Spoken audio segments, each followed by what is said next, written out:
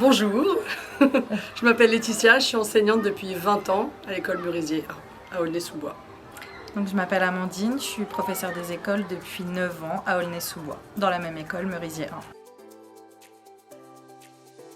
J'ai trouvé que l'atelier était très intéressant et très motivant pour les enfants. Parce que déjà, ils aiment ce côté un peu philosophique de l'atelier, parce que c'est beaucoup de réflexions, beaucoup de questions. Les séances sont très diverses, d'une séance à une autre, ils font pas la même chose. Et du coup, ça aussi, c'est très motivant pour eux. Ça les oblige surtout à réfléchir, parce que c'est ce qu'on leur demande, de réfléchir par rapport... Et à se poser des questions qu'ils n'ont pas l'habitude de se poser, surtout. Oui, parce que eux, quand ils viennent à l'école, c'est des maths, c'est du français, c'est de l'histoire, c'est de la géo. Et puis on vient à l'école parce qu'on nous a dit de venir à l'école. Ils ne cherchent pas à savoir au-delà de...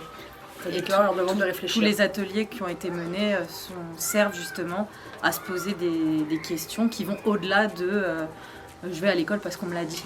Donc tout ce côté-là, c'était très intéressant. Très enrichissant. Et pour nous aussi, en tant qu'enseignante, de savoir leur opinion et puis leur réflexion. Ça nous permet de les découvrir sous un autre angle aussi.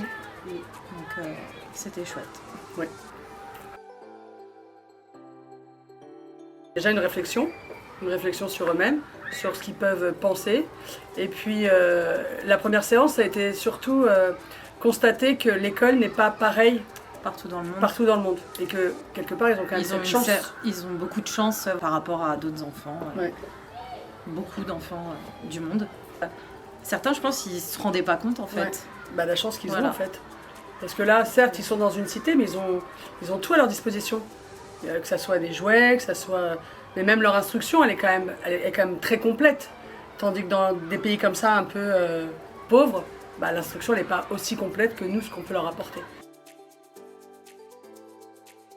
En tant que pratique enseignante, ça fait 20 ans que je suis dans l'enseignement.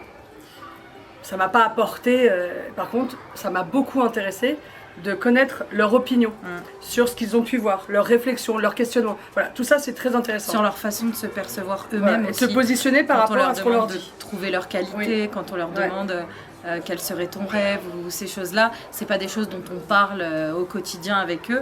Et donc tout cet aspect-là, il est très intéressant. Ouais. Moi, en tant que dans ma pratique, non, en tout cas parce que ça fait 20 ans que je suis dans l'enseignement. Mais par contre, ça m'a énormément intéressée. Et le fait de les voir eux très intéressés, c'est encore plus motivant et on a envie de rebondir dessus. Donc oui, effectivement, on va rebondir sur ce qu'ils ont dit, sur ce qu'ils ont fait, on va mettre en place des affichages, on va remplir ce petit carnet qu'on a eu. Donc oui, tout ça, oui, on le fait parce que c'est hyper intéressant. Mais voilà, c'est jusque-là, voilà. Mais ce qui serait bien, c'est qu'on puisse peut-être développer encore un peu plus, refaire d'autres ateliers, c'est-à-dire peut-être 4 ateliers, c'est pas assez, c'est quelque chose qui devrait rester, qui devrait durer sur une année.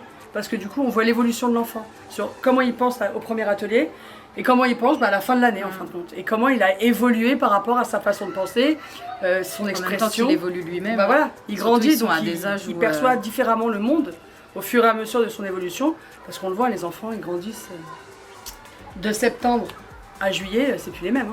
C'est des bébés en septembre et en juillet, l'élève dépasse le maître. Clairement.